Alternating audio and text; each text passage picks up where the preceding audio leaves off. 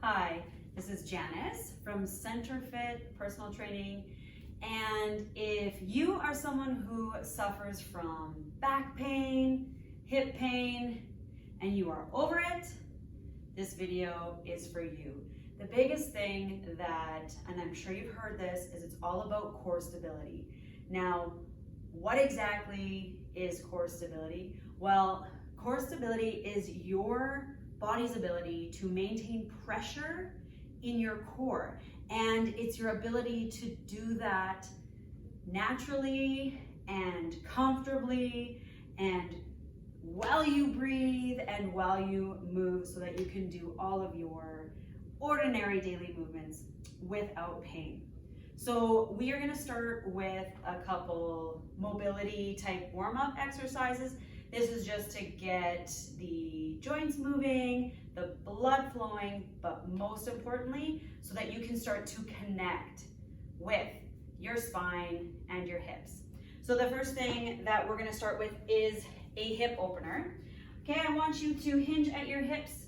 You're going to get those hands down onto the ground, and I want you to walk your hands forward so that you're in a high plank. Bring your right foot forward so that it's on the outside of that right hand. In this position, I want you to sink into that stretch, so you're feeling the hip flexor at the back stretching. From here, lift your right hand up to the ceiling, so you're turning towards that front leg. Now take that right hand, reach it through so that the elbow of your right hand reaches towards the wrist of your left hand. You're going to do this 3 times. So open back up for number 2, reach through, and then one more time, open and reach. Come back to that high plank position, so you're going to return that right foot. Now bring your left foot forward. So outside of that left hand, sink into that stretch for a moment, and now lift your left arm towards your left leg. Okay, you're turning your whole body here. Take that left arm, reach it through so that your left elbow is reaching towards your right wrist. We're doing this 3 times. So open back up for number 2, reach through again, and final twist, reaching through.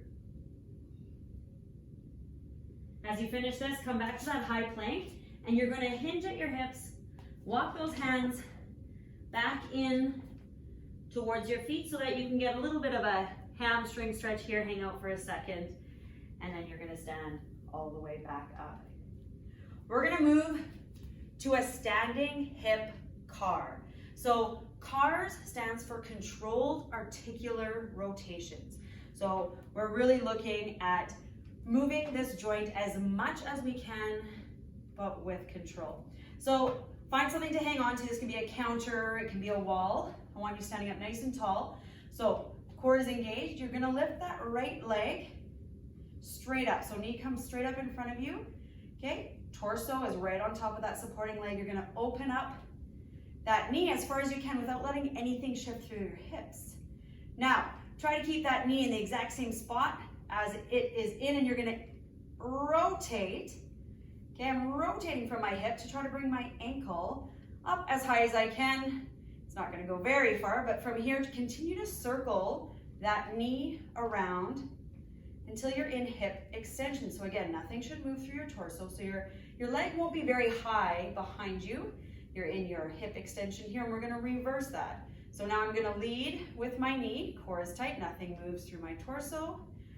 From here, keep my knee where it is. I'm angling that ankle back down below my knee and closing the door. So that is 1 rotation. We are doing 3, so 2 more. Lift that knee up, rotate open. You're going to rotate at your hip, trying to bring that ankle up. Continue that rotation into extension. And from here, reverse it. So lead with that knee, drop the ankle, close that ankle. 1 more, drive that knee up, rotate from your hip, open that up. Okay, you're rotating that hip to bring that ankle up, and then continue that circle into your hip extension. Last one, we'll finish in the reverse faction. rotate down and close.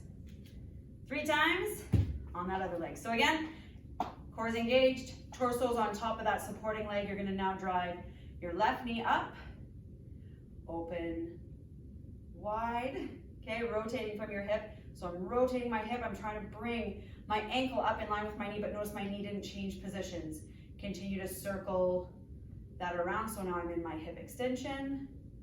Okay, reverse it. So leading with that knee, keep the knee where it is, rotate your ankle so it's below that knee, and continue to close that circle. 2 more times. Knee comes up, open, rotate, continue that circle, bring it back. So you see we're moving slow here because everything should be controlled. 1 more time, core is always engaged, okay? Working on, focusing on keeping your hips absolutely still, so torso is not moving at all. If you find you're moving all over the place, you're trying to move too much from your hips. We are just moving those hips. That's why everything should be staying put. We're gonna move next into a dynamic hip stretch. So I want you to use a couch. You can use a wall, you can use anything that's gonna help you raise 1 foot off the ground. Okay, the closer I have this knee to the couch or whatever I'm using to raise that foot off, the more intense the stretch is gonna be.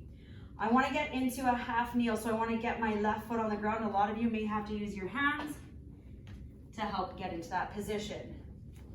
From here, you're gonna tuck your hips underneath, keep your core nice and tight, and you're gonna push back so you're nice and tall in this position. This is where you get a really big quad and hip flexor stretch.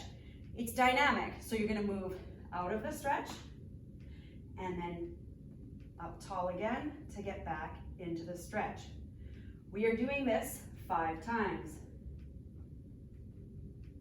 Feel that stretch. Release it out. Come back, this is 3.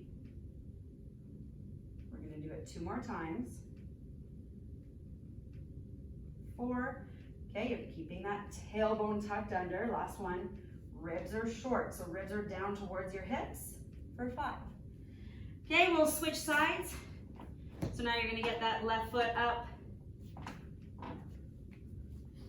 Right knee is up. Okay, tuck the tailbone underneath, shorten the distance between your ribs and your hips, and you're going to extend up nice and tall. Feel that stretch now in your left quad and left hip. Release. 4 more times. So come back into it. Nice big stretch. Release. Keep your bum squeezed. That's gonna help you get more out of this. This is 3. Release. 2 more. 4. Release. Last one. And 5. Excellent. You can come out of there. Next, we'll move into a thoracic spine opener. So I want you to lay on your side. Bottom leg is going to be straight. Top leg, you're bent hip at 90, knee at 90. You can rest that top leg on the floor. You're going to have your bottom arm out. And for those of you that have a foam roller, I want you to grab that foam roller, because if you have the option, you're going to place that top leg on top of the roller. So you can do this without the roller, but the nice thing about that roller is it keeps my hips nice and square while I do it. So I've got that bottom arm, as I mentioned, it's straight out. Take that top arm, you're gonna drag your fingertips along your arm. I'm trying to keep pressure in my knee. So right now this is my left knee on that roller. As I open that arm up, my fingertips are in the opposite armpit now, elbows reaching towards the floor, and I'm going to extend that arm. Okay, we'll reverse it, bring it back. We're gonna do 5 of these. So that's 1. Drag those fingertips. Make sure there's pressure in that left knee on the roller. Extend the elbow. Reverse it back. Okay, again, we're doing this motion with control. We're trying to get as much rotation through our thoracic spine. That's what T-spine means. And your thoracic spine is everywhere that you have a rib. Okay, so where you should be feeling this is through that part of your body. Release it here. So we have one more. And that's our 5. So we got to do our other side. So I'm going to have you switch positions. Right leg will be on top this time. Again, foam roller if you have it. It can be on the ground if you don't. So I've got 90 degrees at my hip, 90 degrees at my knee. Bottom arm is straight out. Bring your top arm on, drag those fingertips along your arm. Keep pressure in that right knee on the roller. As you open up through your chest, reach that right elbow towards the floor, then extend your hand. Reverse it, come back to that bottom hand, and we're gonna go again 4 more times, 5 total. Reach and open. Okay, this is 3. Twisting as much as I can through that thoracic spine, so I've got to make sure I keep pressure in my right knee on that roller so that I'm not getting a full sense of how much rotation I actually have. We have 1 more here. Last one. And finish where you started. Our final piece for this spinal mobility is to have a start on spine segmentation.